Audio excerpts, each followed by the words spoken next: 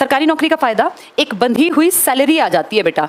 जब एक बंधी हुई सैलरी आने लगती है ना, तो आदमी काफी हद तक मेंटली फ्री हो जाता है। जैसे अपने खर्चे बढ़ाना घटाना इंसान के अपने हाथ में है। हम सबसे कम मान लेते हैं, मान लो 35,000 की नौकरी मिल गई, इतने रुपए बंधे हुए आने लग गए, हर महीने आएंगे, हर साल इंक्रीमेंट होगा, ये तनख्वाह बढ़ती जाएगी, तो आदमी ना बहुत सारे अपनी जिंदगी के निर्णय कर सकता है, इसके हटने का डर नहीं होता। सबसे पहला फायदा ये है। प्राइवेट में हो सकता है मिलते ही 50,000 की मिल जाए, लेकिन पता चला एक हफ्ते बाद वो कह देंगे हमें आपका काम समझ नहीं आया, आप जाइए घर। ऐसा आप इसके बेसिस पे कभी लोन नहीं ले सकते। आप इसके दम पे कोई भी बड़ा काम करेंगे तो आपको हमेशा डर लगेगा कि यार 50,000 आज है, कल नहीं मिली, कल 20 की मिली, तो मैं कहाँ से खर्चे पूरे करूंगा।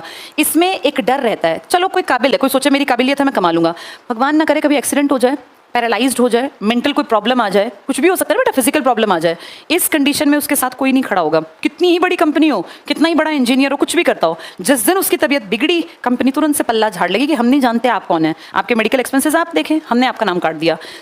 सरकार नहीं झाड़ती बेटा पल्ला।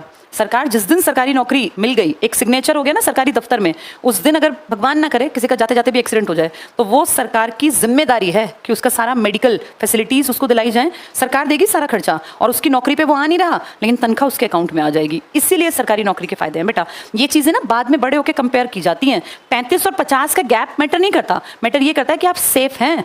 ये किसके लिए जरूरी है? जिनका बैकग्राउंड कमजोर है। अब किसी के बैकग्राउंड में 50 करोड़ रुपए पड़े हैं, तो वो क्यों करे 35 और 50,000 की नौकरी? वो करे कोई बिजनेस आराम से, जहां से बैठे बैठे लाखों कमा ले। ये उन लोगों की जरूरत है जिनकी बैक पे बहुत पैसा नहीं है और जिनको जिंदगी अच्छी जीने की इच्छा है। इनको करने से कोई अरबपति नहीं बनेगा, कोई ऐसे ऑडी और ये नहीं गाड़ी नहीं खरीद पाएगा, लेकिन उसकी जिंदगी चिंता मुक्त रहते हुए अच्छी बीत जाएगी। इसमें प्राइवेट में क्या होगा, थोड़ी थोड़ी चिंता हमेशा रहेगी कि कहीं हट ना जाए, भाई साहब गुस्से में ना आ जाए, मेरा कोई काम नापसंद ना आ जाए। तो इसलिए बेटा सेफ हैंड रहो, मेहनत करो, नौकरी तक पहुंच।